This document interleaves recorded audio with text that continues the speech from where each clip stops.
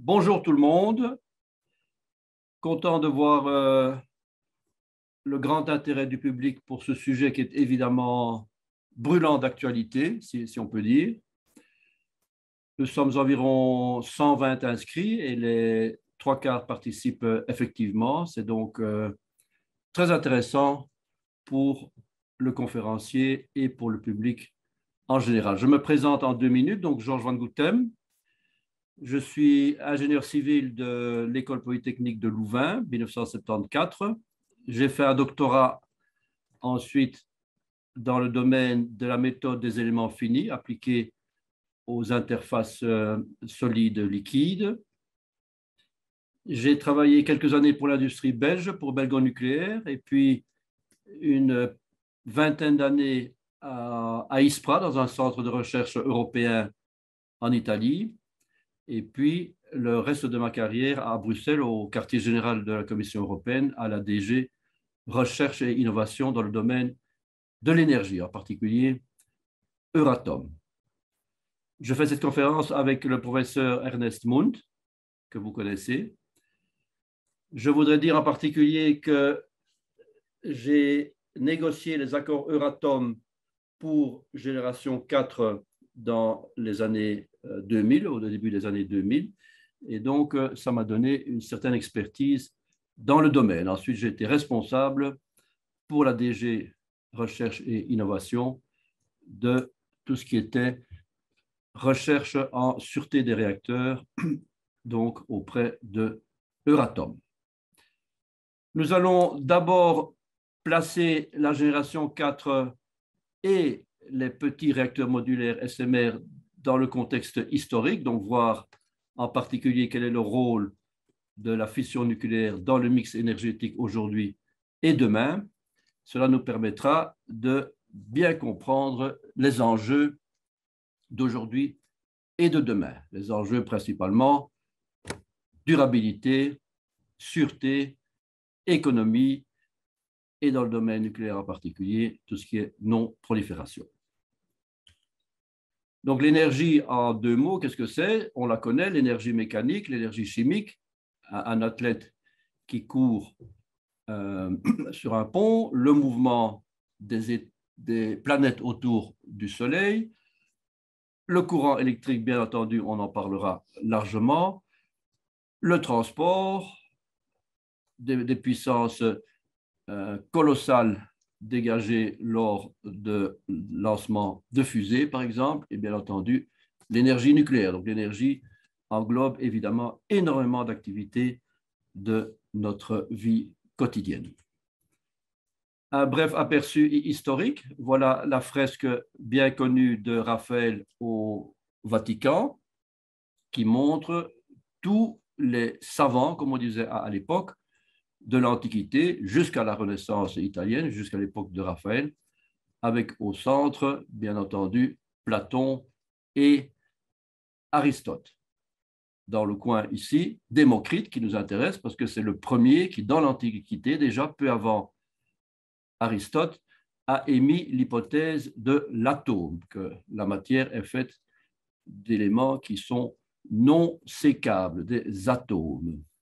Cette théorie a été rejetée par Aristote pendant 2000 ans.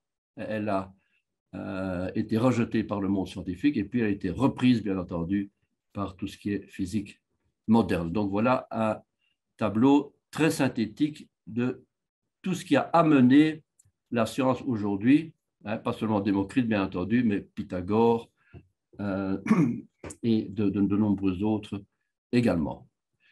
On fait un saut jusqu'en 1911. Là, on retrouve une autre photo, cette fois-ci historique, qui est le premier conseil Solvay en octobre 1911. Donc, une photo remarquable prise au Grand Hôtel Métropole de Bruxelles, que nous connaissons tous, avec, bien entendu, Einstein, Max Planck, Marie Curie, Langevin, tous les grands noms de l'époque, Ernest Solvay au milieu ici. Donc, le début de la physique moderne et en particulier de la physique nucléaire. Très intéressant de faire ce saut entre deux images synthétiques de la vie scientifique. L'énergie structure l'économie et la société. On va d'abord passer quelques minutes là-dessus pour montrer que notre vie quotidienne et la vie de l'industrie, bien entendu, est vraiment basée sur l'énergie. Ceci est reconnu également par l'ONU dans sa déclaration de 2015, l'agenda 2030, où on a fait un accord universel, on peut dire, sur 17 objectifs de développement durable qui sont tous mentionnés ici. Et au centre de ces 17, on peut très bien situer l'objectif de développement durable numéro 7, qui est une énergie abordable et propre. Donc, on voit vraiment en une vision synthétique comment l'énergie domine et structure vraiment la vie du monde entier, qu'il s'agisse d'éducation, de santé, de croissance économique, de développement des grandes villes, les fameuses mégalopoles qui commencent à croître dans le monde, et finalement, bien entendu, un effet sur le climat. L'énergie est au centre de tout ce qui se passe autour de nous, il n'y a aucun doute là-dessus. L'énergie nucléaire joue son rôle là-dedans. Nous verrons plus tard qu'elle est une des trois énergies primaires, à côté des renouvelables et des fossiles. Et donc, bien entendu, nous allons nous concentrer sur cet aspect-là des choses aujourd'hui. L'énergie nucléaire, en particulier, joue un rôle pour l'objectif de développement durable numéro 2, la lutte contre la faim dans le monde, le climat, l'eau propre, l'éducation, la santé, etc. Ce sont des choses qui tombent sous le sens. Un livre très intéressant à ce sujet-là, c'est bien entendu Jean-Pierre Hansen et Jacques Percebois, donc un ingénieur grand patron d'industrie que nous connaissons bien, et un économiste juriste de l'énergie à Montpellier. Très intéressant de voir comment ces deux experts, l'un avec son côté ingénieur, l'autre avec son côté droit et économie, aborde l'énergie dans l'économie et les politiques en général. C'est un livre vraiment à recommander pour comprendre de manière synthétique tous les enjeux qui sont derrière ce mot énergie. Un livre très intéressant écrit par eux deux aussi, Transition électrique, qui nous aide à comprendre pourquoi aujourd'hui les choses ne marchent pas bien. Donc, la vague du marché, le marché libéral, on a libéralisé l'énergie alors que c'est une denrée quand même très particulière, à ne pas confondre avec les autres commodities. Et l'autre aspect dominant aujourd'hui, c'est cette marée verte, donc l'introduction d'énergie non pilotable dans nos réseaux électriques. Voilà une façon très globale aussi de considérer le problème de l'énergie. Mettons-nous dans la peau du ministre de l'Industrie ou du ministre de l'Énergie de l'Afrique du Sud en particulier, mais c'est valable pour tous les pays du monde, et qui doivent repenser le schéma énergétique, en particulier le schéma électrique de leur pays. Voilà comment raisonne le ministre de l'Afrique du Sud. C'est une étude qu'ils ont menée il y a quelques années et à laquelle j'ai fait partie. 5 grands piliers. Numéro 1, regardons ce que j'ai comme ressources d'énergie primaire sur mon territoire ou dans mon sous-sol. J'ai des renouvelables, solaire, vent, biomasse, hydro. J'ai des fossiles, charbon, pétrole, gaz. J'ai du nucléaire, uranium. Et j'ai bien entendu des matières premières, cuivre, cobalt et beaucoup d'autres. Tout ça est extrêmement intéressant, mais ne sert à rien tel quel. Il faut transformer ces énergies primaires en des énergies secondaires ou des vecteurs d'énergie, c'est-à-dire des énergies utiles, qui sont en particulier l'électricité, la chaleur, les produits raffinés du pétrole. Pour ça, il me faut une série de technologies. Technologies de production de puissance, turbines, cycle ouvert, cycle fermé, etc. Il me faut des techniques de traitement des combustibles fossiles, la regasification par exemple, donc toute une série de technologies indispensables pour arriver aux énergies secondaires. De nouveau, ces énergies secondaires comme telles ne servent à rien si ce n'est lors de leur application à des services énergétiques. Et c'est ça finalement le but de toute politique énergétique, fournir à la population et aux industries des services énergétiques, que ce soit à l'industrie, au secteur du commerce, au secteur résidentiel, au secteur de l'agriculture ou au secteur des transports. Et pour ça, de nouveau, il me faut une série de technologies de transformation, technologies à usage final, qu'on connaît bien, les fours, les machines, l'air conditionné pour tout ce qui est bâtiment, les matériels de cuisine, matériel domestique pour tout ce qui est ménage, les grosses pompes ou petites pompes pour l'agriculture, et bien entendu pour le transport, les voitures, les avions et le rail. Donc voilà les 5 piliers sur lesquels repose toute politique énergétique moderne. C'est une étude qui a été pilotée par l'Agence internationale de l'énergie à Paris, donc à ne pas confondre avec l'Agence internationale de l'énergie atomique à Vienne. Ici, c'est l'Agence internationale de l'énergie qui pilote ce genre d'études dans le monde entier et qui insiste, bien entendu, sur l'aspect systémique de tout ça. Tout ça n'est pas linéaire, c'est avec une boucle de retour que nous étudierons plus loin.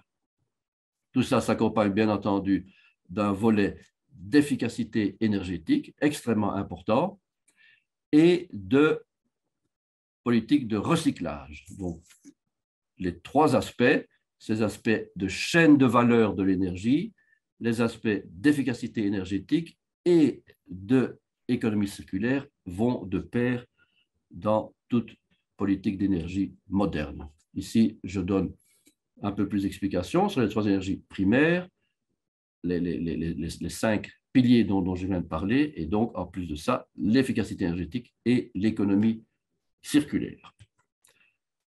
Tout ça s'inscrit dans des contraintes politiques, bien entendu. Contraintes que nous avons tous unanimement, je dirais, sur la planète à accepter, qui sont le fameux triangle énergétique, économie, société et écologie. Donc, il faut que le mix énergétique dont on vient de parler réponde à des contraintes de 3 types. Performance économique, ne laisser personne sur le chemin et l'empreinte écologique. Tout ça aussi dans des horizons temporels, dans des temporalités très différentes. Par exemple, tout ce qui est économique est en général local et urgent. Tout ce qui est société et écologie a une autre dimension temporelle. C'est ce qu'on résume parfois en disant les problèmes de la fin du mois et les problèmes de la fin du monde.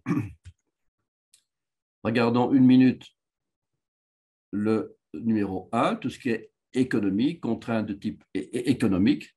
Donc, par exemple, la durée de vie des installations, en gros, les énergies renouvelables, c'est 20 ans, les énergies fossiles, c'est 40 ans, les énergies nucléaires, c'est 60 ans. Donc, il faut inscrire cette contrainte-là dans son programme énergétique. Et, très important, on l'a dit, la fourniture de services énergétiques à la population, que ce soit industrielle, commerciale, résidentielle, agriculture ou transport. Donc, vraiment, l'économie doit dominer ces aspects-là de la chaîne de valeur du secteur énergétique. Jean-Marc Jancovici est quelqu'un de très intéressant à ce sujet-là. Il insiste beaucoup dans ses conférences sur cet aspect-là de l'énergie qui structure notre économie. C'est quelque chose qui n'est pas assez reconnu par la communauté des économistes purs et durs, qui pensent encore toujours en termes de capital et de travail uniquement. Jean-Marc Jancovici insiste toujours aussi sur le fait que le nucléaire arrive immanquablement dans le débat. Dès qu'on discute économie, énergie, environnement, tôt ou tard arrive la question du nucléaire. Et en Belgique, on le sait bien, pour des raisons évidentes. À propos d'économie, il faut rappeler ce qu'est le Levelized Cost of Energy, LCOE. C'est une équation très simple pour calculer le rendement d'une installation énergétique au cours de sa vie. Donc, ce sont des dollars ou des euros par kilowatt-heure. Cette notion classique pour les économistes ne recouvre en fait qu'une partie de la réalité. Elle ne recouvre que, en gros, les coûts de production étalés sur toute la durée de vie de l'installation, bien entendu, mais au niveau de l'installation. Elle ne recouvre pas tout ce qui est réseau et encore moins tout ce qui est coûts externes en termes d'utilisation du terrain, impact sur le changement climatique, sécurité d'approvisionnement, etc. Donc, il manque dans cet outil-là un aspect systémique. On est en train de travailler là-dessus. La communauté de recherche en économie et en énergie travaille là-dessus, mais c'est extrêmement difficile parce qu'on est dans dans du flou très souvent. Un point important, dès qu'on parle d'énergie non pilotable, il faut rajouter à cette équation-là un terme de stockage d'énergie.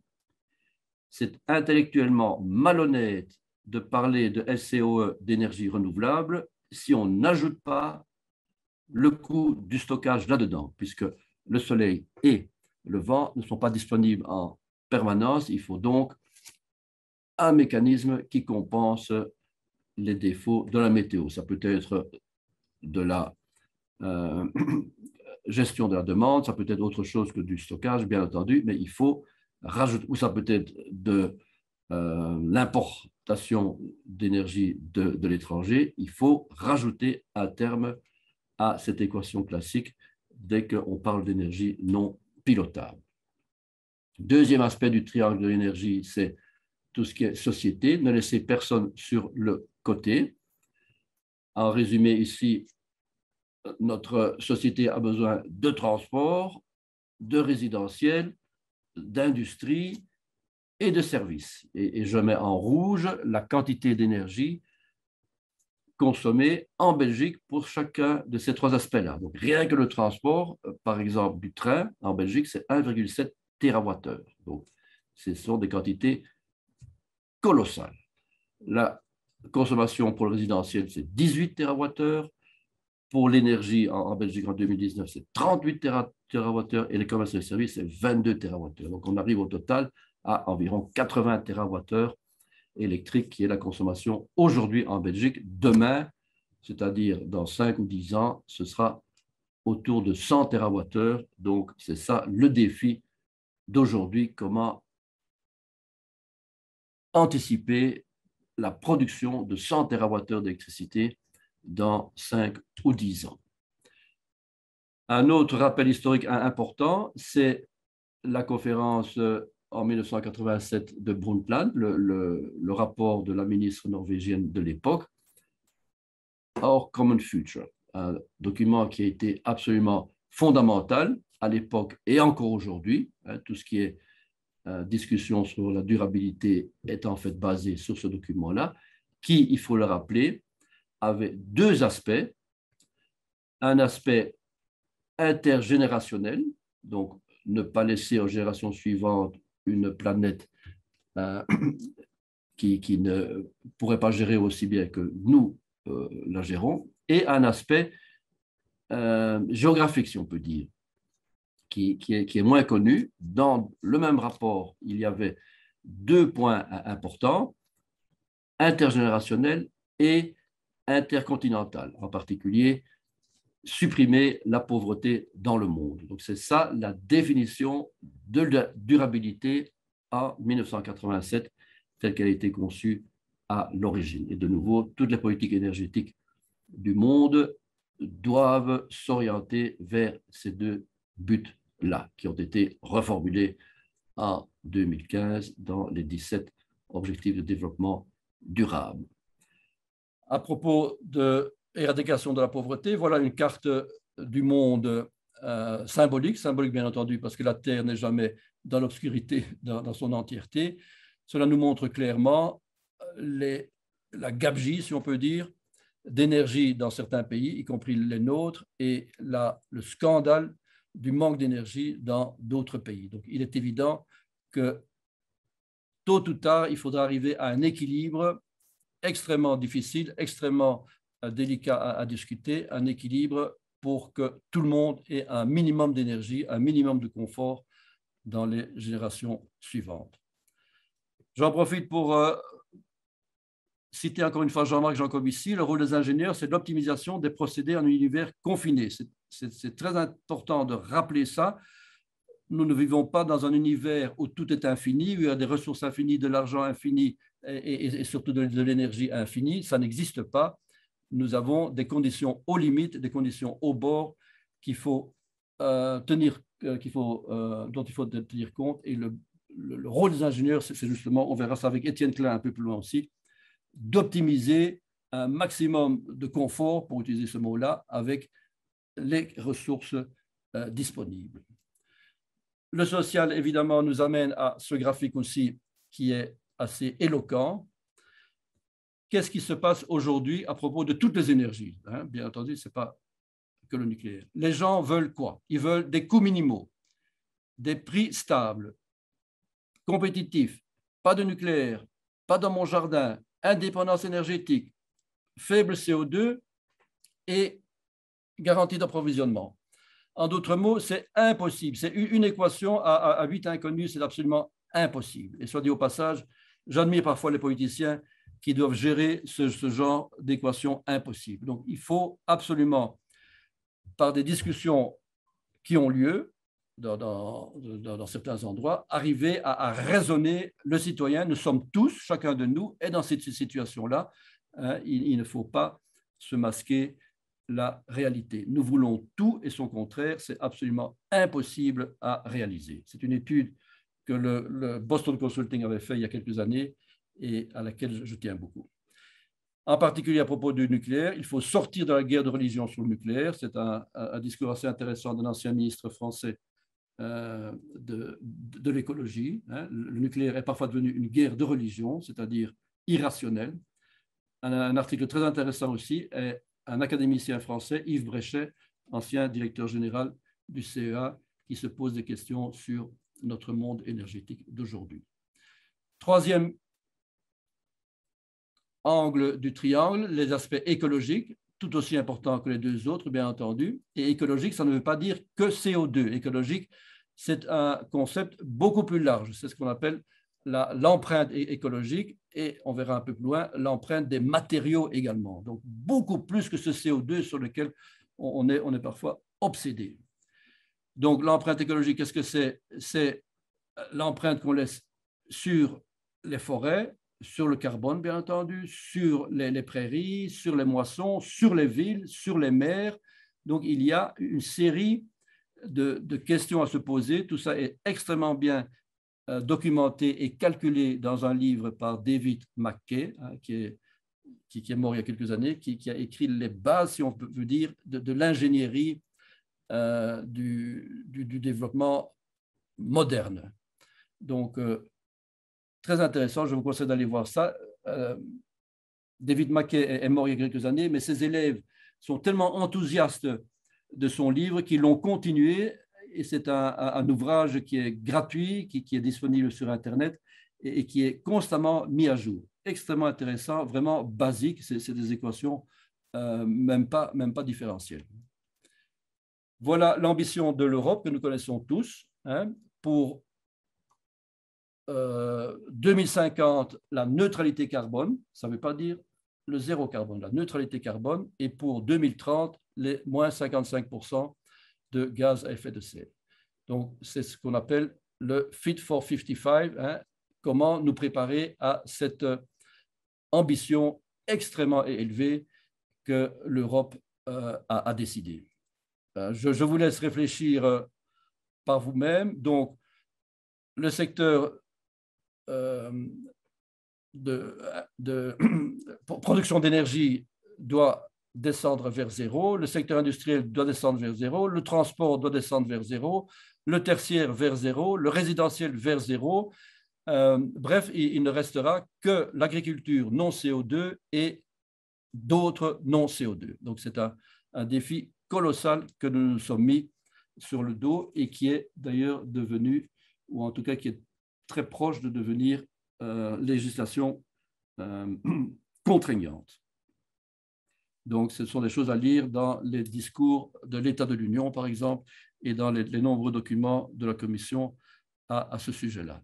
Et c'est ça, évidemment, qui alimente COP26 et d'autres débats un peu partout. Comment arriver à décarboner à ce point-là tous nos secteurs essentiels pour arriver à, en 2050, à garder ça de CO2 grâce à ceci de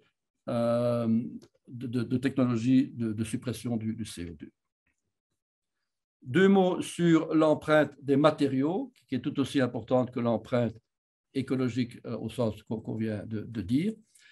Les matériaux, eux aussi, ont un cycle et, de nouveau, une étude assez intéressante a été faite, en l'occurrence par Guillaume Pitron, mais par d'autres aussi, à partir d'un constat, si on peut dire, qui est le Ecological Rucksack, donc le sac écologique, qui est une image, si vous voulez, qui montre comment un anneau en or qui fait 5 grammes est en fait le produit de 3 tonnes de matériaux et de différentes technologies en amont dont on ne se rend pas compte. Donc voilà une petite image qui montre ça très bien. Le nucléaire en particulier est une énergie économe en ressources. Ça, c'est ce qu'on verra au prochain cours, plus en détail. Le nucléaire utilise très peu d'acier, de cuivre, etc., comparé aux autres énergies, utilise très, très peu vraiment de terres rares, contrairement aux énergies, aux autres énergies. Donc, c'est un aspect important du nucléaire dont on ne parle peut-être pas assez souvent. L'économie en ressources, pour ne pas parler de la génération 4 qui, elle, va bien entendu recycler l'uranium principal, le 238. Voilà donc pour la Belgique et la situation. 100 TWh d'électricité à trouver en 2040. Comment, dans un mix énergétique idéal, en utilisant toutes les forces vives du pays, c'est-à-dire les politiciens, les industriels et les académiques. Il y a des groupes de citoyens, par exemple un groupe qui s'appelle 100 TWh, qui travaille là-dessus avec énormément de volonté, je dirais de bonne volonté en particulier. Et au niveau européen, je voudrais citer le groupement WeCare, qui regroupe une dizaine de mouvements semblables à 100 TWh qui réfléchissent à ce mix énergétique dont on aura besoin dans 20 ans, en particulier quand on va doubler la consommation électrique à cause de la décarbonisation complète. Un rappel des sources d'énergie. La nature nous a donné 3 sources d'énergie primaires, c'est utile de le rappeler. 3 sources d'énergie primaires, 2 qui sont de type faiblement carboné. Le nucléaire en est une. Les autres, c'est le groupe solaire, géothermie, éolien, biomasse, hydraulique, ultra important dans les énergies renouvelables, on le verra, et les déchets. Et la nature nous a donné des énergies fossiles, également, charbon, gaz naturel et pétrole. Et donc, nous devons, les ingénieurs en particulier, pour faire simple, doivent transformer ces énergies faiblement carbonées et ces énergies fossiles en des vecteurs énergétiques, des sources d'énergie utiles. On ne peut rien faire chez soi avec un bidon de pétrole ou avec une barre d'uranium. Il faut transformer ça par les technologies de conversion qu'on a vues en des vecteurs énergétiques, électricité, combustible raffiné du pétrole, chaleur ou hydrogène. Une autre façon de voir le mix énergétique, c'est de discuter les énergies de flux et de stock. C'est l'image de la baignoire qui est très, très, très simple et très explicite. Qu'est-ce que ça veut dire? Ça veut dire qu'il y a dans l'univers, dans le monde qui nous entoure, des énergies de flux, ce sont des térawatts, des énergies instantanées qui proviennent toutes du Soleil, les vagues, la géothermie, l'hydro, la biomasse, le vent, hein, des vagues, des énergies, ce sont des puissances si vous voulez, mais donc instantanées. À côté de ça, des énergies qui se sont accumulées au cours des millions d'années passées, à l'origine toujours grâce au Soleil, bien entendu, tout ce qui est végétal, le charbon, le pétrole et le gaz naturel. L'uranium est une exception. L'uranium ne vient bien entendu pas du Soleil. L'uranium est un élément de base du tableau de Mendeleïev fabriqué dans l'explosion des supernovas. Donc, de nouveau, le travail de l'économiste ou de l'ingénieur, c'est de gérer avec optimisation des énergies de flux et des énergies de stock. C'est ce que fait typiquement la recherche opérationnelle dans d'autres domaines. L'électricité. Qu'est-ce que c'est l'électricité? L'électricité, le message principal, c'est uniquement 20% de la consommation totale d'énergie dans le monde. Donc ça, c'est un concept très important aussi. Qu'est-ce que ça veut dire? Regardons l'ensemble des énergies primaires dans le monde, hein, fossiles, nucléaires et renouvelables. C'est ce cercle-ci. Les fossiles représentent 80%. C'est la même chose depuis 40 ans, pratiquement, à quelques pourcents près, malgré les milliards et les milliards dépensés pour décarboner. Il faut bien entendu décarboner. Il n'est pas question de remettre cet objectif en doute, mais il faut se rendre compte comme c'est difficile. L'électricité représente ce secteur-ci, entre les deux flèches rouges. Ça veut dire 20%, un cinquième du gros paquet d'énergie totale sert à fabriquer de l'électricité. Comment fabrique-t-on l'électricité? Avec des renouvelables, biomasse et surtout hydro, 18%, avec le nucléaire. Tout le nucléaire disponible sert exclusivement jusqu'à présent à faire de l'électricité, et avec des fossiles.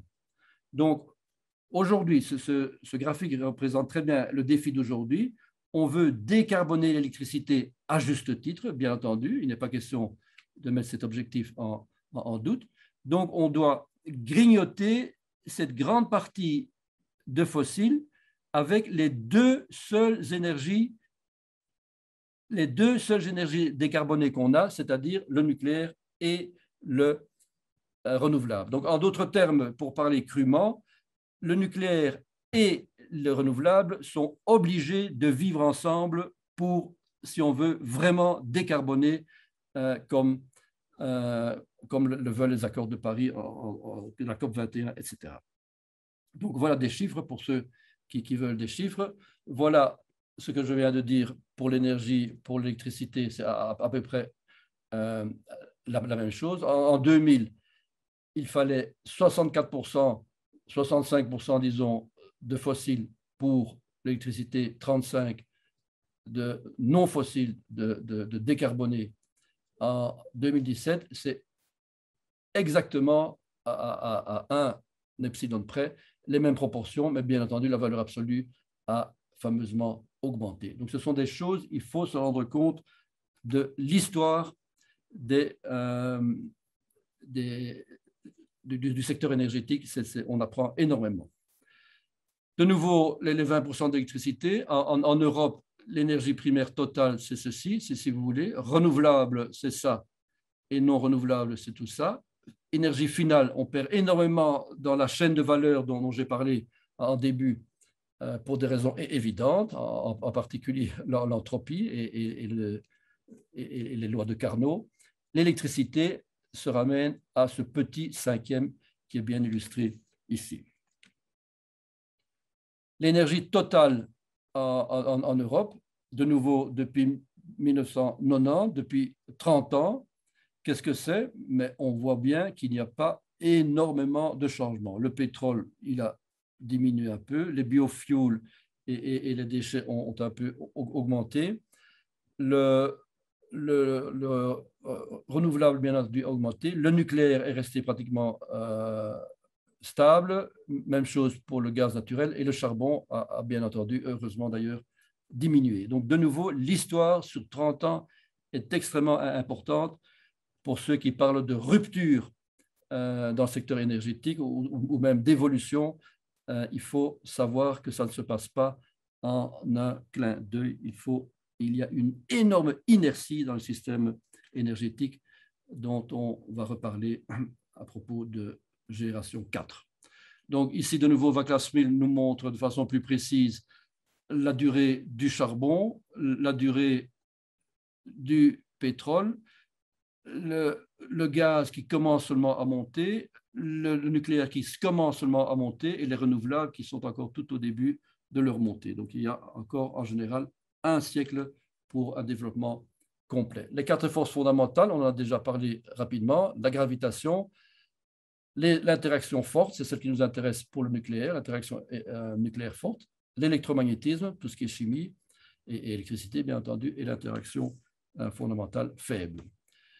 2 petits mots pour montrer comment le nucléaire est en termes d'entropie l'idéal dans la conquête de l'homme pour les énergies libres de plus en plus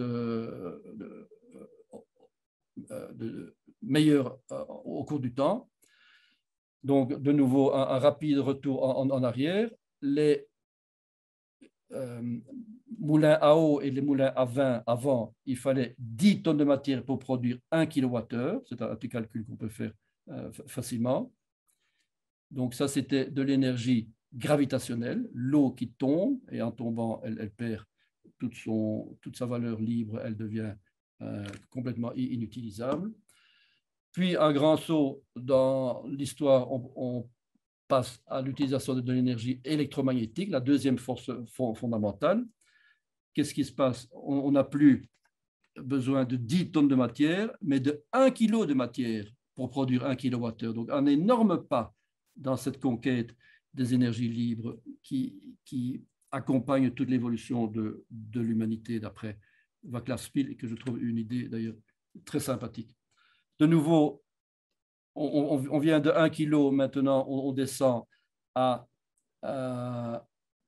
10 mg d'uranium naturel quand on utilise la troisième force fondamentale qui est l'interaction nucléaire forte. De nouveau, pour des raisons qu'on peut voir à une autre occasion, des raisons de physique fondamentale, on utilise l'énergie qu'il y a dans le cœur du noyau, c'est extrêmement puissant. Et si on passe à la fusion, on gagne encore un facteur 10, ce n'est pas 10 mg, mais c'est 1 mg de combustible nécessaire pour produire 1 kWh. Voilà en 4 images, si vous voulez, le passage de l'humanité par les 4 forces fondamentales et qui finit par l'optimum qui est en termes de rationalité et même d'entropie, le nucléaire, 10 mg d'uranium au lieu des 10 tonnes, vous vous souvenez, dans l'Antiquité. Juste une petite parenthèse, les forces faibles, où sont-elles là-dedans? Ça, on ne peut pas les utiliser pour une énergie utile, si vous voulez, pour une énergie libre. Elle est utilisée en médecine en particulier, tout ce qui est bêta+, tout ce qui est production de positrons, c'est utiliser cette 4e force fondamentale qui sont les interactions nucléaires faibles, hein, qu'on retrouve très bien dans la vallée de stabilité. Les isotopes qui contiennent trop de protons descendent naturellement dans cette belle vallée de stabilité en produisant du bêta+, et c'est ça la 4e force fondamentale. 2 mots sur une définition fondamentale de l'énergie. L'énergie est en fait la seule monnaie universelle. Universelle, on entend par là depuis l'origine des temps. Ici, c'est une image très synthétique de l'origine de l'univers, il y a 13,7 milliards d'années. La quantité d'énergie du Big Bang est la même que celle d'aujourd'hui dans l'univers tout entier. Donc, c'est vraiment une quantité qui est difficile à définir comme telle. Hein. On la définit trop facilement comme étant uniquement le travail mécanique, une force fois un déplacement. Non, c'est beaucoup plus compliqué. C'est la seule quantité, en fait, au point de vue thermodynamique qui est conservé depuis l'origine des temps. Donc, en 1905, Einstein a lui évidemment révolutionné de nouveau la définition de l'énergie en faisant l'équivalent de la matière. Ce sont des choses que l'on connaît. Un document que je trouve extrêmement intéressant, c'est Étienne Klein. Étienne Klein a écrit et publié sur Internet un petit texte. Les ingénieurs, franchement, on ne les entend pas beaucoup dans les débats d'aujourd'hui. C'est un texte que je vous conseille vivement d'écouter chaque matin. Ça vous met de bonne humeur pour toute la journée. C'est des gens comme ça qu'il faut pour apporter les connaissances et l'enthousiasme du monde scientifique dans nos discussions en particulier, mais en général dans tout ce qui est réflexion autour de nous. Donc, très intéressant de lire Étienne Klein. Personnellement, j'avoue que j'ai tout lu de tout ce qu'il a publié. Donc, un rappel de thermodynamique, on l'a déjà dit, les sept énergies libres qui existent dans la nature autour de nous interagissent, mais pas toujours en sens, dans les deux sens. Il y a l'entropie qui oblige à fonctionner dans un certain sens. Par exemple, l'énergie nucléaire, elle ne fonctionne que vers le thermique. On ne peut pas passer du chimique au nucléaire.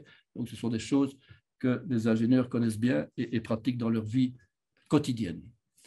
Voilà un texte, une définition de chacune de ces 7 énergies et un rappel de la loi de conservation de l'énergie totale.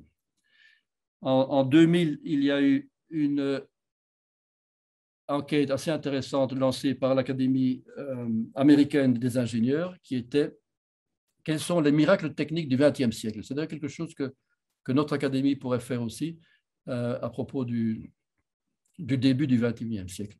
Bref, le résultat de cette grande enquête qui a duré des années, c'était le premier miracle. Un miracle, c'est un mot typiquement américain, bien entendu, c'est l'électrification. Et c'est évident, on serait probablement arrivé à la même conclusion. Ensuite vient l'auto, l'avion, etc., l'électronique, et le nucléaire est dans les 20 premiers, le nucléaire est en 19. On pourrait se demander, nous, déjà en ce début du XXe siècle, quel serait le miracle technique numéro 1? Peut-être la digitalisation, mais il est évidemment très tôt pour en parler. Donc l'électricité, on va en parler. L'électricité est au centre de toute notre vie, personnelle et professionnelle. Inutile de le dire, on l'a déjà dit. Les sources primaires renouvelables, fossiles et nucléaires mènent toutes à travers une série de technologies de conversion à ce qu'on a appelé les énergies secondaires. Ici, en l'occurrence, on se focalise sur l'électricité et l'électricité, à son tour, alimente les fameux services énergétiques dont on a besoin. Ce serait intéressant de se poser un jour la question, qu'est-ce qu'il y a derrière l'interrupteur électrique? C'est une complexité fabuleuse. J'ai mis ici 2 petites images juste pour évoquer deux aspects, mais il y a une technologie et une série de services incroyablement complexes qui mènent l'électricité vers nos prises, si je peux utiliser cette image très simple. Et c'est à ça que l'on va s'attaquer aujourd'hui avec cette nouvelle vision des choses. Quelle est la vision des choses aujourd'hui? Aujourd'hui, les systèmes électriques sont linéaires. On part de la production d'énergie, on passe par les lignes de transmission à haut voltage. Ensuite, par des transfos, puisque en courant alternatif, on peut descendre aux 220 volts ou autres dont on a besoin pour la distribution. Donc, c'est une approche linéaire qui est caractérisée par le fait que la production suit la demande. Le futur, qu'est-ce que ça va être? D'après certains, ça va être exactement le contraire. Ce n'est pas la production qui va suivre la demande, c'est la demande qui va suivre la production. Pourquoi? Parce que tout le monde est à la fois producteur et consommateur. C'est le fameux concept de prosumer, producteur et consommateur.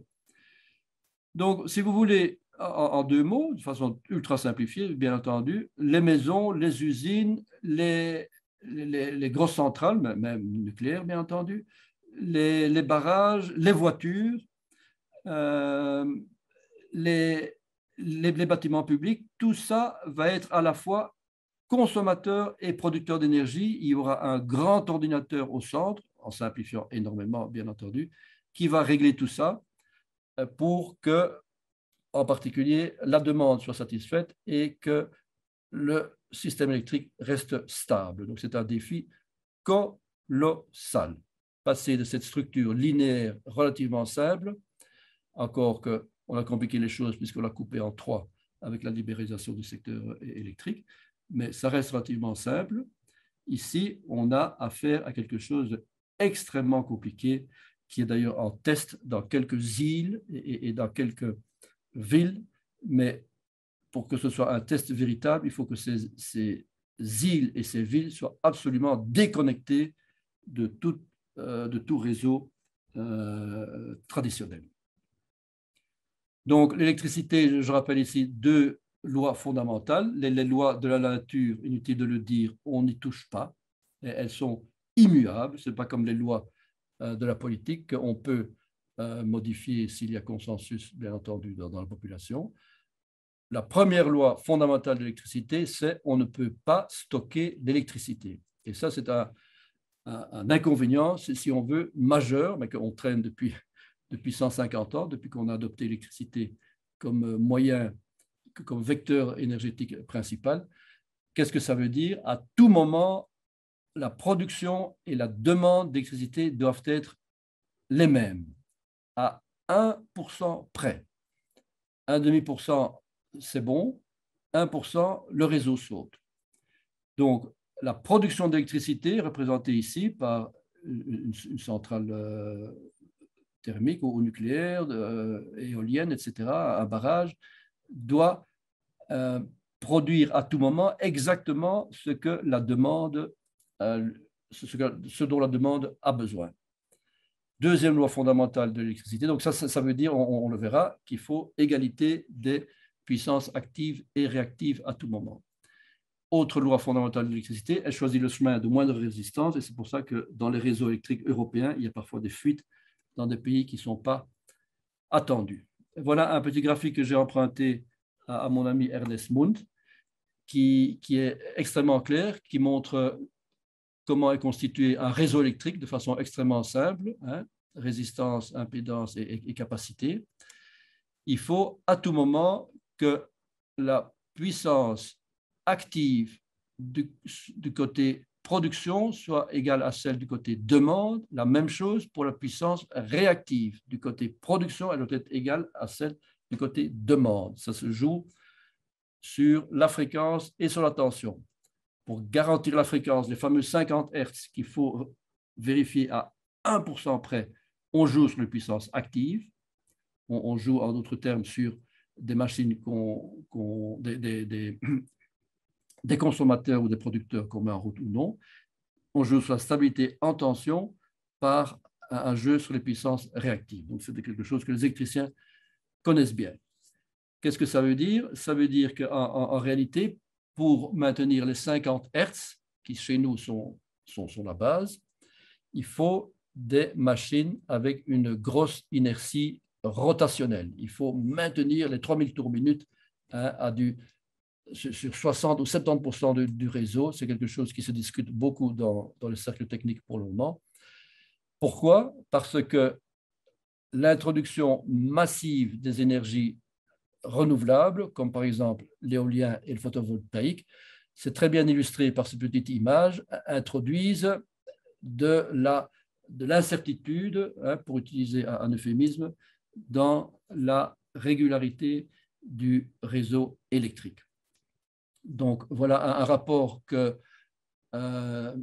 RTE, ELIA français, vient de sortir avec l'Agence internationale de l'énergie, extrêmement intéressant. Conditions et prérequis en matière de faisabilité technique pour un système électrique avec une forte proportion d'énergie renouvelable à l'horizon 2050. Donc, il pose la question que je viens de discuter. Quel va être l'impact de 30, 40, 50 ou même beaucoup plus de renouvelables intermittents non pilotables donc dans le réseau électrique. Deux évidences dans ce rapport. Le besoin d'électricité va augmenter fortement, on le sait, on l'a déjà dit, 2 fois plus de puissance, 20% aujourd'hui du bilan total d'énergie, 40% très probablement dans une dizaine d'années, puisqu'on veut tout électrifier, puisqu'on veut la décarbonation. Encore une fois, il faut la décarbonisation, bien entendu, mais pas avec n'importe quelle technologie. Deuxième évidence, le scénario qui intègre le plus de nucléaire est à la fois le moins émetteur de CO2, bien entendu, et le plus fiable pour garantir notre approvisionnement et le moins cher.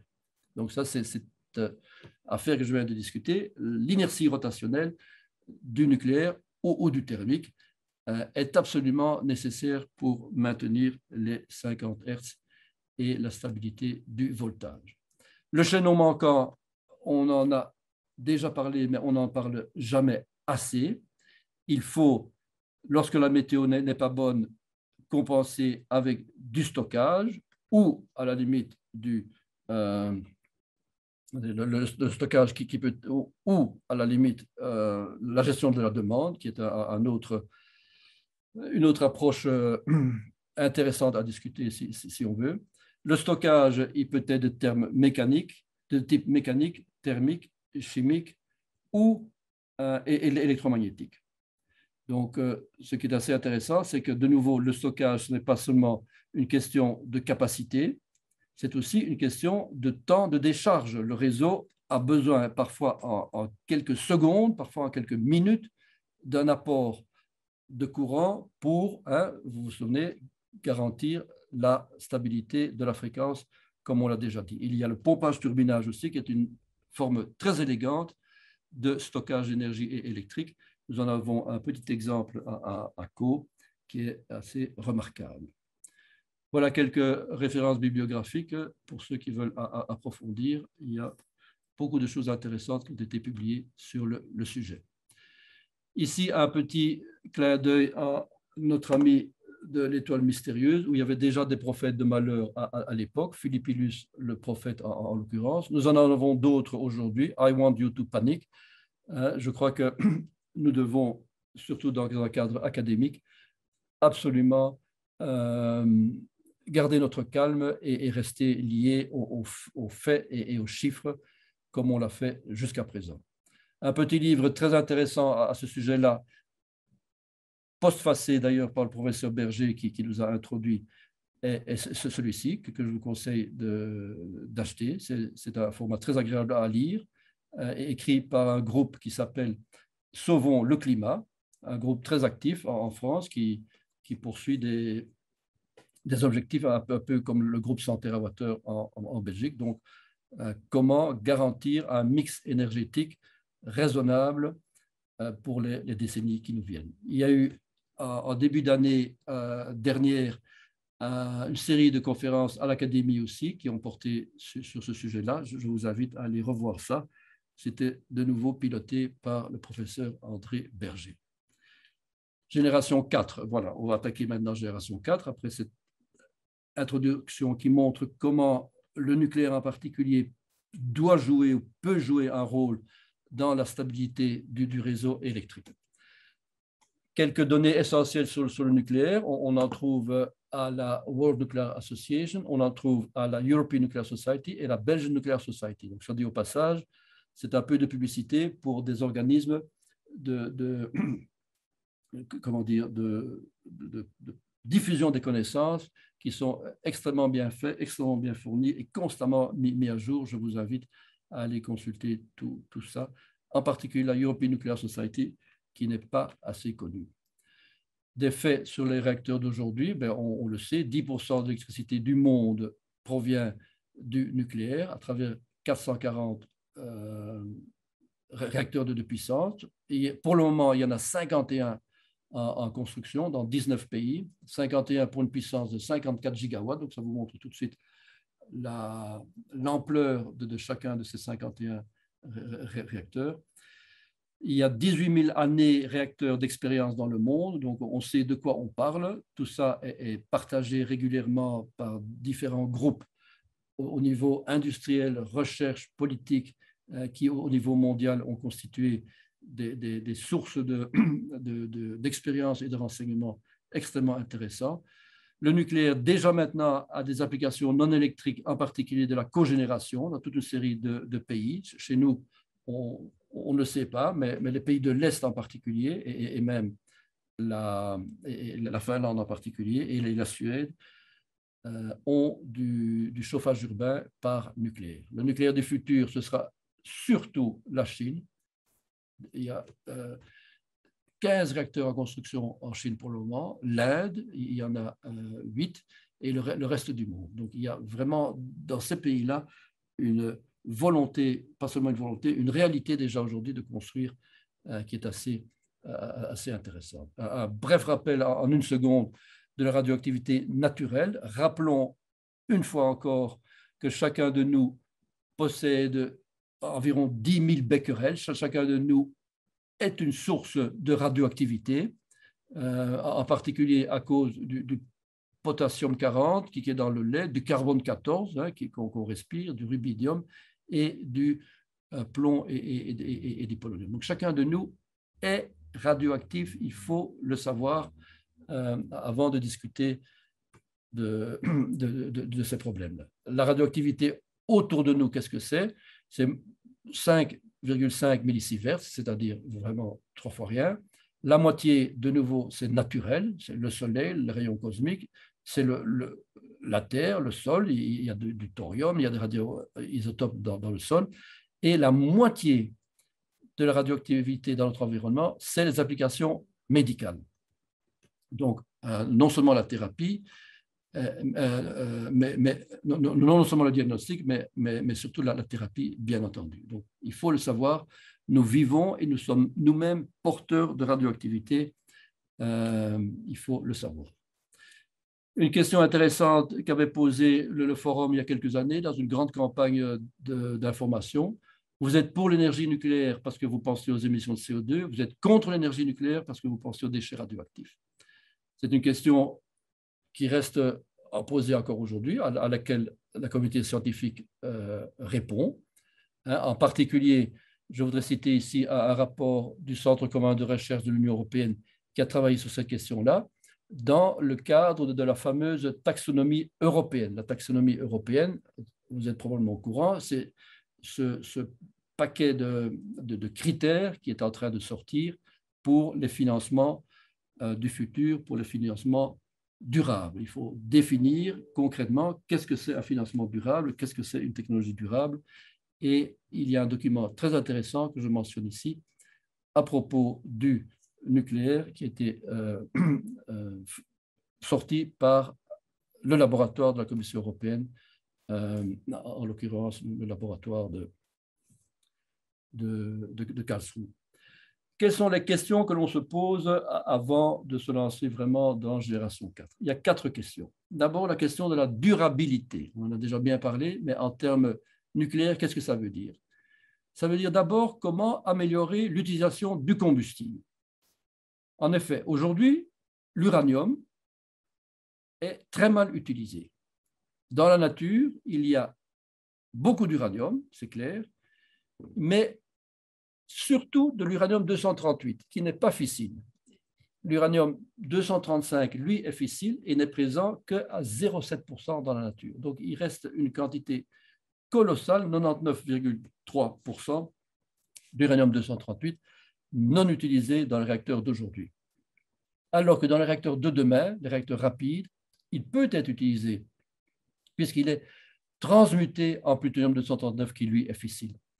Donc ça, c'est la première raison pour lancer Génération 4 aujourd'hui et demain. Utiliser ces quantités colossales de 238 qui, pour le moment, sont mises au déchet, si on peut dire, après son cycle dans le réacteur. Deuxième question de durabilité, comment minimiser le volume, la chaleur et la toxicité des déchets radioactifs ultimes.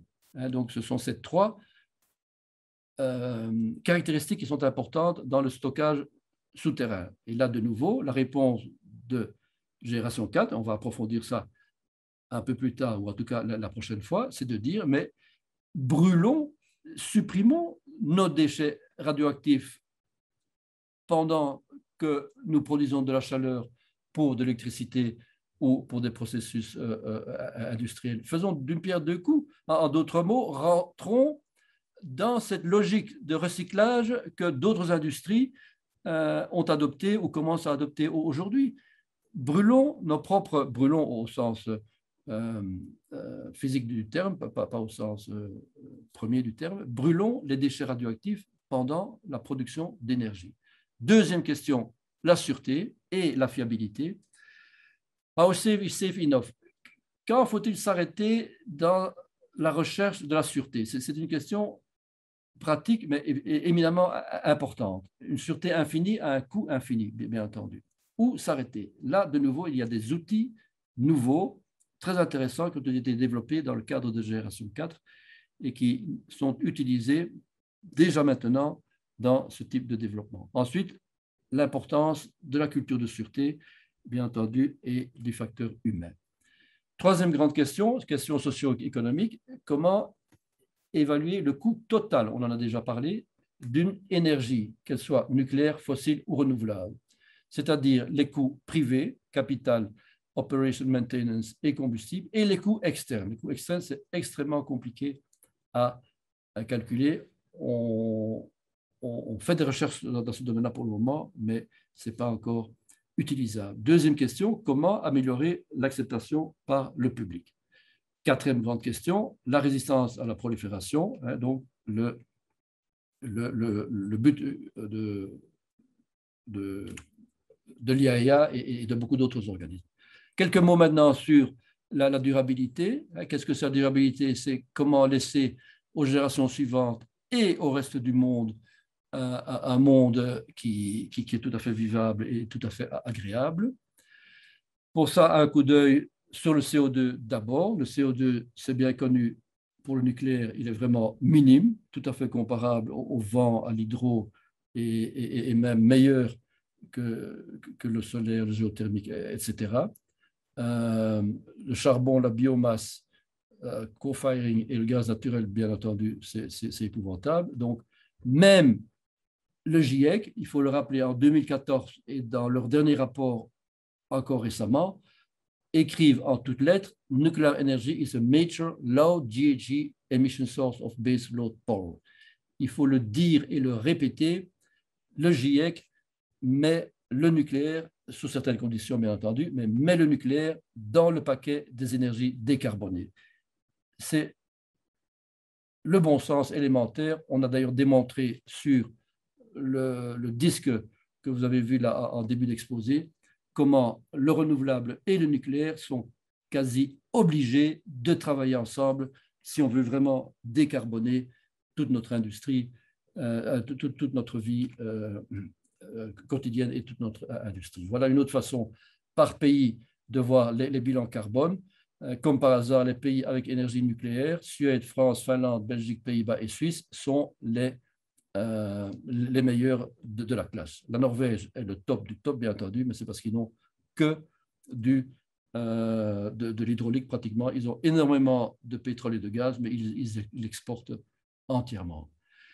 Extrêmement intéressant d'aller voir le site Electricity Map qui vous donne tous les quarts d'heure la consommation d'électricité en gigawatts, les émissions de carbone en grammes de CO2 équivalent par kilowattheure, dans chaque pays européen et pratiquement dans tous les pays du monde, provenant du nucléaire, géothermique, biomasse, charbon, vent, solaire, hydro, stockage, batterie, gaz naturel, pétrole et inconnu, qui vous donne sur les dernières 24 heures l'intensité carbone, l'origine de l'électricité, en particulier la plus ou moins bonne prédiction météo dont a besoin le gestionnaire d'énergie du vent et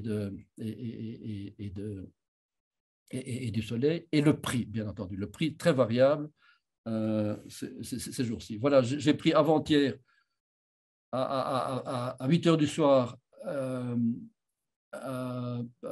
capture d'écran pour la Belgique. Avant-hier soir, l'intensité carbone de la Belgique, c'était 236. Et énergie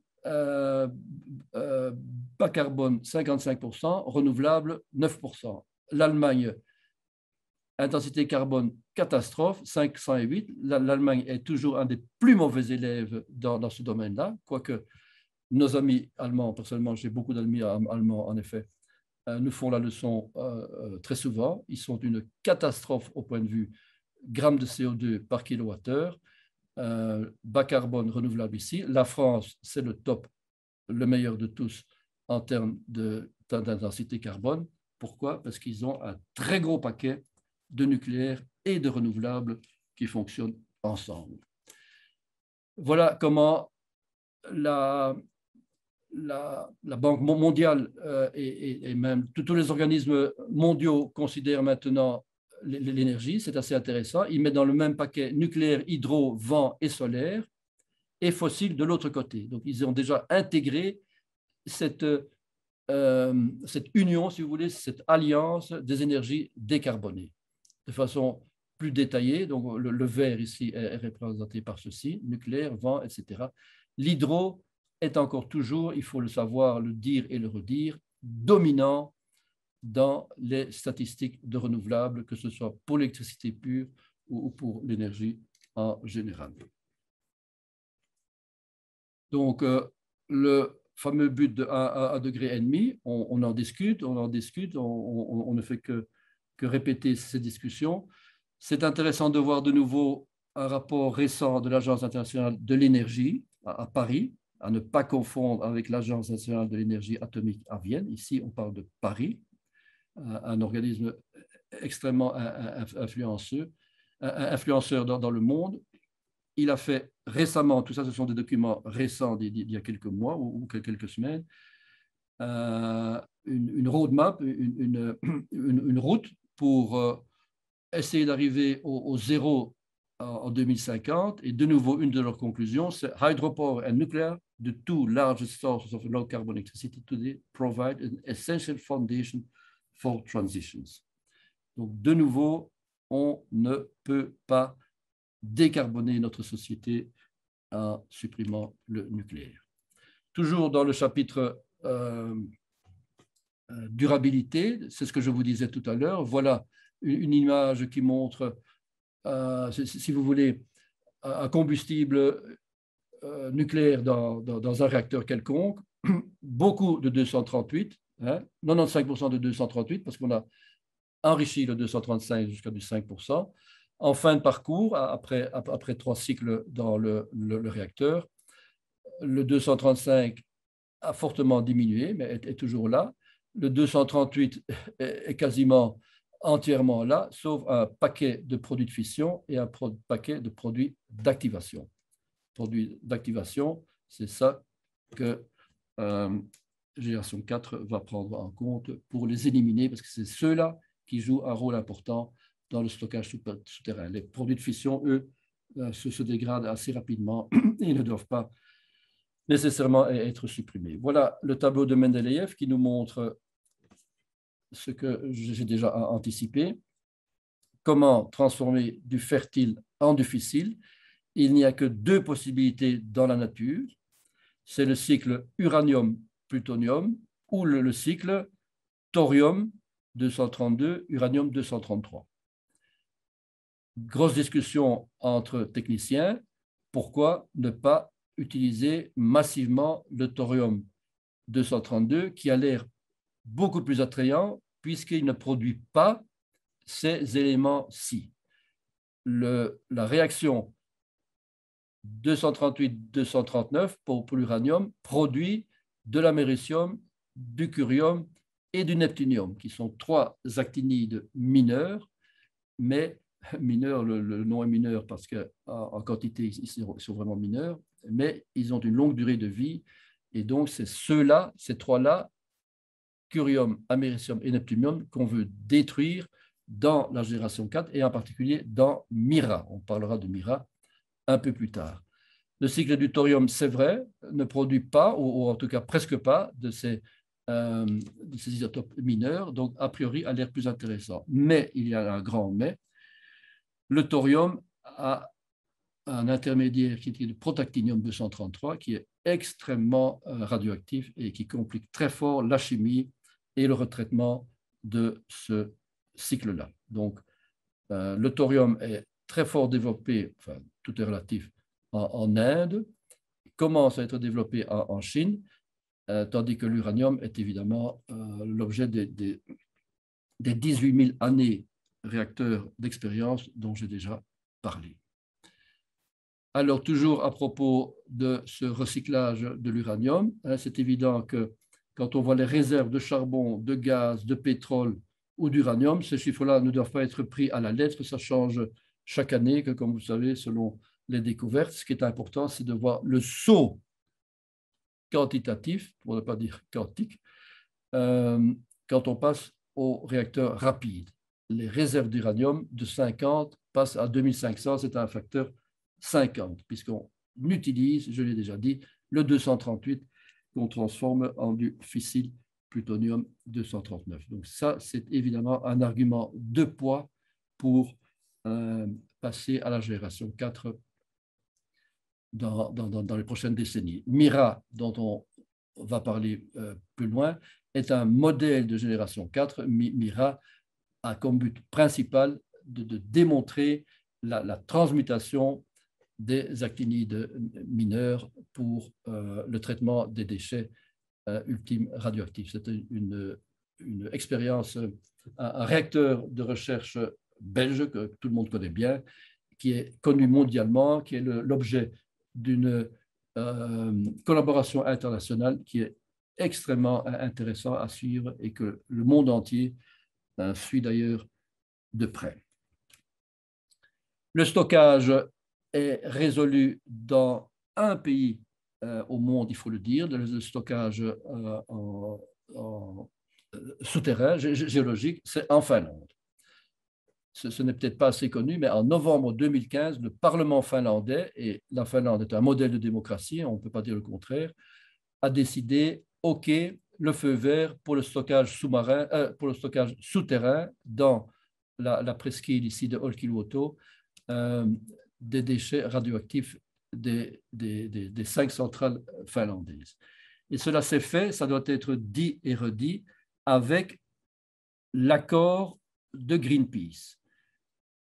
Juha Aroma, porte-parole de Greenpeace, a déclaré en décembre 2017 la pire option serait de ne rien faire et de laisser les combustibles usés à la surface. Donc, je tiens à répéter, Greenpeace Finlande, au Parlement finlandais, a donné son accord pour le stockage souterrain à Olkiluoto. C'est un chantier extrêmement intéressant. D'autres pays vont suivre, la Suède, la France, la Belgique est en grosse discussion, mais il est évident que ces discussions doivent mener à un résultat. La sûreté, on connaît bien les poupées russes en sûreté nucléaire, et dans Génération 4, on va encore renforcer ça par des systèmes qu'on appelle passifs. Sûreté passive, ça veut dire sûreté qui n'a pas besoin d'intervention de l'homme ni de l'électricité. C'est des systèmes qui reposent uniquement sur la gravitation et sur la convection naturelle. Un autre facteur important dans la sûreté nucléaire, c'est la stabilité de la neutronique, donc c'est ce qu'on appelle la boucle de contrôle des réactivités. Il faut s'assurer à tout moment, en fonctionnement normal bien entendu, mais en fonctionnement anormal également, qu'il y a assez de contre-réactivité négative. Ce sont des aspects qu'on va développer dans le prochain cours. C'est un défi pour certains concepts de génération 4, mais c'est un problème qui a été très bien résolu dans les réacteurs à sel fondu en particulier et dans les réacteurs à plomb aussi, comme Mira. Les coefficients de contre-réactivité sont négatifs et donc le réacteur est stable. Très intéressant aussi au point de vue sûreté, c'est l'exercice des stress tests qui a été lancé par l'Europe en mars 2021. Donc, à l'époque, 140 réacteurs européens ont été soumis à une inspection entre eux, par paire, pour vérifier qu'ils résistaient bien à des événements extrêmes comme les tornades, les chutes d'avions, les tsunamis, les tremblements de terre, les explosions de carbone, de camions de chlore.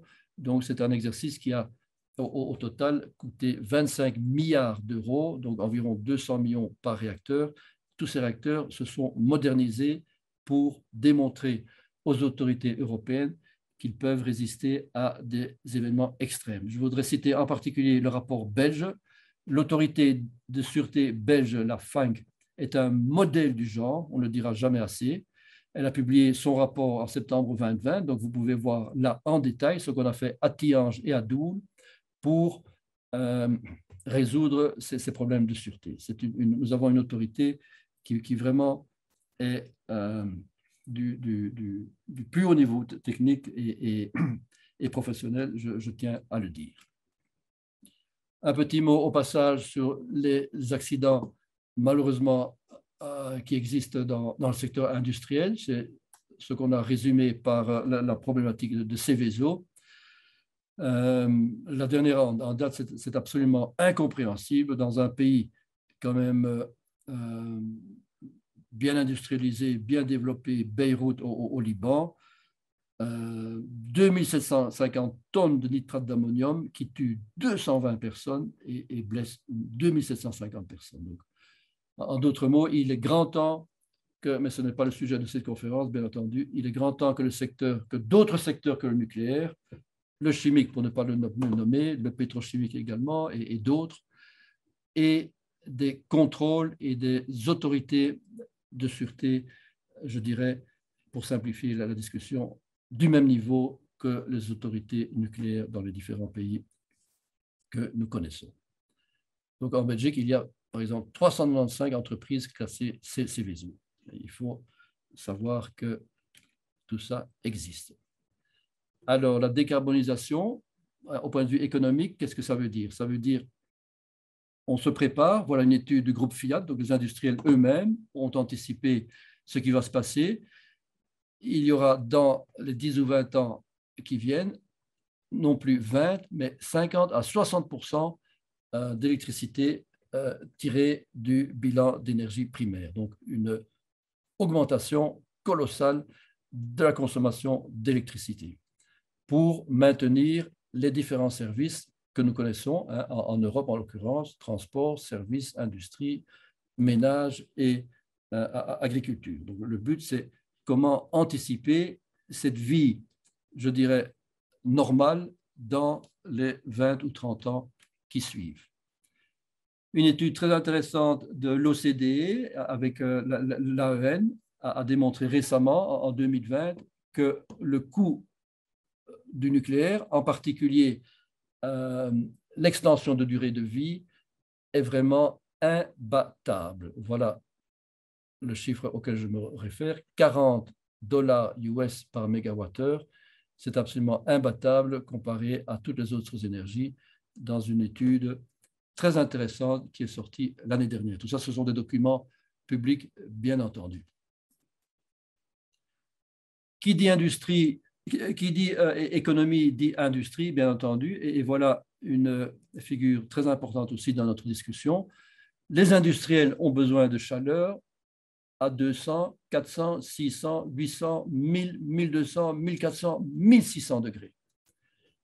Donc, il est évident que pour arriver à ça, il faut des nouvelles technologies, en particulier le nucléaire de génération 4 va faire de la cogénération de chaleur. En plus d'électricité, ils vont produire de la chaleur et certains à des températures jusqu'à 1000 degrés.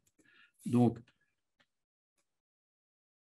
les réacteurs d'aujourd'hui s'arrêtent à 320 degrés. On le sait bien parce qu'il faut limiter quand même la pression, 150 bars dans les cuves, on ne peut pas monter plus loin. Si on change de caloporteur, si on passe aux métaux liquides comme le sodium ou le plomb, on peut monter à 550 degrés sans monter très, très haut en pression. Si on passe des métaux liquides au gaz, en particulier l'hélium, on peut monter encore plus haut, à 850, 1100 degrés. Donc là, théorème de Carnot en tête, il est évident que les rendements de ces machines-là seront bien meilleurs que les rendements d'aujourd'hui. Et l'industrie a besoin de ce type de de température, en particulier pour l'hydrogène. L'hydrogène, si on veut séparer la molécule d'eau sans passer par l'électrolyse, a besoin de très grosses quantités d'énergie. Donc, de nouveau, tout le discours d'optimisation de l'industrie, de décarbonisation et de maintien de notre standard de vie est lié à ces progrès technologiques qui sont, comment dire, qui sont encore au niveau laboratoire dans beaucoup de cas, surtout à cause des matériaux. Les matériaux qui doivent, pendant 8000 heures par an, maintenir des températures et des niveaux de rayonnement comme ça, doivent encore être développés de façon industrielle. Ils existent bien entendu de façon expérimentale, mais ils doivent être développés de façon industrielle. Un phénomène important aujourd'hui, c'est ce que Michel Serres a appelé la plus importante mutation depuis la préhistoire. Avec beaucoup d'humour, ce philosophe des sciences a annoncé il y a quelques années qu'on était sorti du néolithique parce que la population dans les villes a commencé à devenir supérieure à la population dans les campagnes autour de 2010. Alors ça, pour un philosophe des sciences, c'est évidemment très intéressant, surtout dans son style à lui. Mais pour nous, énergéticiens, ça signifie un défi colossal. Comment alimenter des grandes villes? Rien qu'en Afrique, il y a aujourd'hui 10 villes de plus de 5 millions d'habitants. Chez nous, on connaît les villes de Londres, Paris, Madrid, etc. Des millions d'habitants aussi. Comment alimenter en électricité, en énergie, cette urbanisation croissante, doublée d'une démographie croissante, bien entendu, dans les années qui viennent. Le tableau de Mendeleïev, on ne se lassera jamais de l'admirer. Hein. Faisons tout pour garder tous ces éléments à un maximum. Hein. Un petit clin d'œil à tout ce qui est utilisation de terres rares dans certaines technologies où il y a énormément de déchets et de choses jetées à la poubelle. Quatrième aspect, la résistance à la prolifération. De nouveau, l'IAEA a un plan très clair, ce qu'ils appellent leur three milestone planning. Hein, pour un pays qui veut se lancer dans le nucléaire, il faut vraiment un cadre juridique, un cadre scientifique, réglementaire très clair. Il faut en particulier un engagement sur 100 ans. Ça, c'est un message très important que nous vivons. Hein, chacun de nos pays qui a du nucléaire sait qu'il y en a pour 100 ans minimum. C'est quelque chose qu'il faut bien intégrer dans sa réflexion. Le traitement du combustible idéal, du combustible usé, c'est bien entendu la transmutation. Ce petit graphique le montre bien. On développera ça la fois prochaine plus à fond. Voilà la radiotoxicité relative. Aujourd'hui, dans le stockage souterrain, il faut compter sur 300 000 ans pour arriver au niveau de l'uranium naturel. Le retraitement à la française, si je peux dire, c'est-à-dire retirer le plutonium et un maximum d'uranium 235 à la sortie du réacteur, diminue de 300 000 à 10 000. C'est un énorme gain d'efficacité dans le stockage souterrain. Et la solution MIRA, si je puis dire, la transmutation du combustible usé, diminue encore d'un facteur énorme, tout à fait bienvenu. On est à 300 ans. 300 ans, c'est ce qu'on appelle une dimension historique. Hein. Nos cathédrales ont 800 ans, les pyramides ont 3000 ans, donc 300 ans, c'est une taille de temps absolument acceptable. Donc on a réduit la durée de 1000 et le volume aussi. Donc ça, c'est MIRA, dont on parlera la prochaine fois. La définition de génération 3 et 4. Hein. Génération 3, en gros, c'est des réacteurs plus performants que 2, avec une durée de vie plus longue aussi. Génération 4, on le verra plus loin, c'est extrêmement ambitieux. Génération 3, il faut citer aujourd'hui, puisque aujourd'hui, on est en plein génération 3. Ce sont typiquement EPR, AP1000, un concept, pas un concept, une réalité russe qui est déjà construite dans quelques endroits, et le réacteur coréen ici, qui est construit aussi dans les Émirats arabes unis, par exemple. Qui vend le nucléaire aujourd'hui? EDF, qui Framatome, Orano, Westinghouse, qui n'a plus Hitachi, GE, les Coréens du Sud, les Japonais, les Russes, les Canadiens et bien entendu les Chinois. Ça, ce sont la grande concurrence aujourd'hui des vendeurs de réacteurs de génération 3. Voilà les différents types de génération 3 qu'on peut lire à son aise. Au niveau européen, il y a bien entendu Atmea qui est très intéressant aussi. C'est un réacteur français, donc EDF Framatome Orano, de 1000 MW environ, donc concurrent de AP1000 si on veut, et qui pour le moment est en discussion au Canada et en Turquie. Les Européens se sont mis ensemble au point de vue industriel pour avoir des critères communs. C'est très intéressant. Tous les industriels européens ont un cahier de charge commun pour tout ce qui est génération 3. C'est ce qu'on appelle le groupe EUR, European Utility Requirements. C'est un document qui est assez intéressant parce qu'il montre l'évolution des technologies chez nous. Donc, en résumé, génération 1, elle s'est arrêtée, elle a commencé juste après la guerre, et elle s'est arrêtée assez rapidement. Elle s'est arrêtée en gros au début des années 70, est arrivée à la génération 2, qui est celle qui domine aujourd'hui.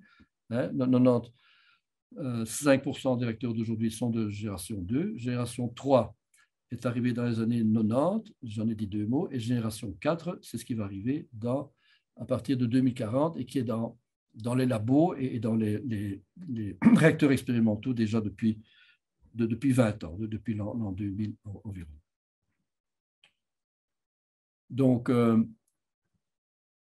ici, je parle du programme européen. Les Européens, avec le programme Euratom de recherche, se sont très actifs dans tout ce qui est génération 4. En fait, moi, j'étais responsable de ce programme-là. Nous avons des laboratoires qui travaillent dans tous les concepts de génération 4, ce qui est assez unique. Les autres pays ont fait une sélection, n'ont pas pris tous les systèmes dans leur portefeuille de recherche. Au niveau européen, toujours, il y a une plateforme industrielle et recherche très intéressante qui s'occupe de tout ce qui est génération 4. C'est la plateforme ESNI qui a émis et qui continue à émettre régulièrement des avis sur les réacteurs au sodium, au plomb et au gaz. Donc, c'est si vous voulez, le moteur, l'influenceur, comme on dirait aujourd'hui, derrière tout ce qui est recherche européenne en génération 4. Voilà ce que je viens de dire de façon graphique. Le sodium est la référence et en alternative, il y a le plomb et le gaz avec une Mira qui domine de loin ce duo-là, puisque Mira est soutenu, comme vous savez, à raison de 550 millions d'euros par le gouvernement belge pour une dizaine d'années. Les défis de génération 4, ben, il y en a comme des défis partout, en particulier les prix instables de l'électricité, la structure de marché, le prix du carbone. Tant que le carbone est bas, c'est évident que les énergies fossiles vont continuer à dominer. Pour le moment, c'est une étude de Bloomberg que tout le monde connaît. La tonne de carbone est montée des malheureux 10 € par tonne qu'il y a eu pendant 15 ans jusqu'à 40-50 €. On prévoit de monter jusqu'à 100 € par tonne d'ici quelques années. Donc ça, c'est le genre d'incentive qui est très intéressant à suivre pour le développement du nucléaire. D'autres défis, c'est le cadre réglementaire, la perception publique, les budgets des réacteurs d'aujourd'hui, mais comme ce sont des first of a kind, comme ce sont des premiers de série, c'est évident qu'on est parfois contraint de revoir ces budgets et bien entendu l'ampleur de l'investissement de base, le capital le CAPEX est très important pour le nucléaire. Par contre, le, les dépenses pour OMM et démantèlement sont beaucoup moindres. D'autres défis existent, donc il faut le reconnaître, que comme dans toute technologie, comme dans tout développement industriel, il y a des défis, il faut les mettre clairement sur la table. Le premier, on y répond par génération 4, je l'ai déjà dit, l'utilisation maximum des ressources, hein, le 238, au lieu de le jeter, on va l'utiliser de fertile, il va devenir fissile. Il faut la compétitivité économique, penser à une construction de type modulaire et des développements qu'on connaît bien dans d'autres industries. Au point de vue recherche aussi, il y a toute une série de nouveaux défis. La simulation, par exemple, multi-échelle, multiphysique, c'est très intéressant de voir comment les programmes de calcul aujourd'hui passent de nanosecondes à l'année et de Angstrom, si vous voulez, au mètre, hein, donc vraiment des variations dans le temps et dans l'espace qui sont colossales, tout ça dans un même modèle de calcul pour optimiser en particulier les matériaux qu'on va utiliser dans les futurs réacteurs. L'introduction de la numérisation partout, le coût des investissements, du traitement des déchets, etc. Bref, qu'est-ce qui va se passer dans le futur? Il y aura une coexistence de génération 3, de SMR, on va en parler la fois prochaine, Small Medium Reactors, et de génération 4, c'est-à-dire les concepts vraiment innovants. On va vivre dans les 10 ou 20 années prochaines avec cette coexistence qui sera assez intéressante à vivre. Donc, extension de durée de vie, first of a kind, démonstration. Tout ça va se télescoper, si on veut, autour de 2040. Et donc, c'est aux jeunes générations qui sont déjà sur le starting block de gérer cette situation-là, qui soit assez intéressante au point de vue industriel et au point de vue recherche. Je conclus cette première partie en rappelant la coexistence des renouvelables et des nucléaires. Les renouvelables considérés comme énergie de flux, en particulier les renouvelables non pilotables, bien sûr, on ne parle pas de l'hydro ici, et le nucléaire comme représentant des énergies de stock. De nouveau, recherche opérationnelle en particulier, il faut optimiser tout ça pour garantir la fameuse stabilité du réseau et le coût abordable et la décarbonation de notre économie. Ce sont des études qui sont faites d'ailleurs en long et en large par le MIT et par d'autres. Très intéressant de voir comment un système énergétique du futur peut être vraiment composé de nucléaire, de thermique, de solaire concentré, de vent, de toutes les énergies non décarbonées, vraiment bien intégrées au point de vue système. Attention, weapons of mass destruction. Donc ça, c'est un appel, inutile de le faire à vous qui êtes déjà bien au courant, mais il faut peut-être le faire autour de soi. S'il vous plaît, essayons de nous tenir aux faits et aux chiffres un maximum. Deux petites informations à ce sujet-là, deux petits rappels. Garzweiler, à 170 km de Bruxelles, c'est un chantier colossal, 25 km², 300 mètres de profondeur d'une mine de lignite à ciel ouvert. De nouveau, nos amis allemands, et je répète personnellement, j'ai beaucoup d'amis allemands, mais utilisent encore aujourd'hui de la lignite brown coal à 170 km de chez nous. Le nucléaire, par contre, ici, c'est une image que j'aime beaucoup de la centrale de Krua. Hein.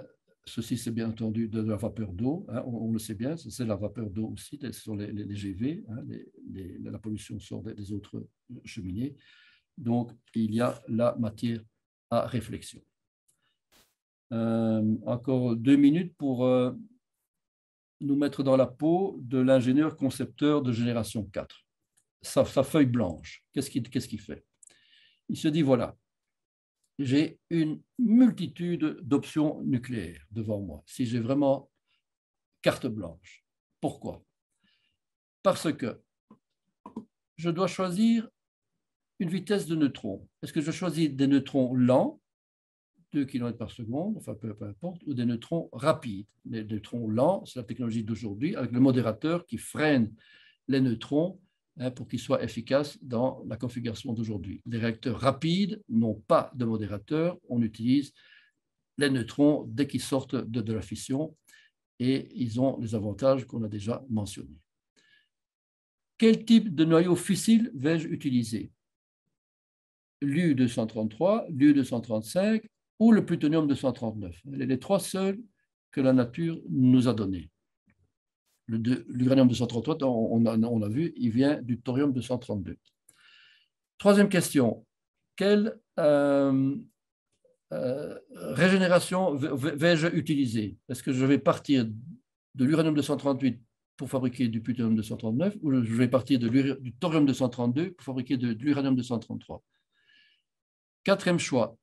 Quelle forme chimique du combustible nucléaire? Un oxyde, un métal, un carbure ou un nitrure? Trois formes très intéressantes, chacune dans leur catégorie. Ensuite, de nouveau, le choix, vous allez voir, devient évidemment exponentiel. Quel type de modérateur, si j'ai opté pour du thermique?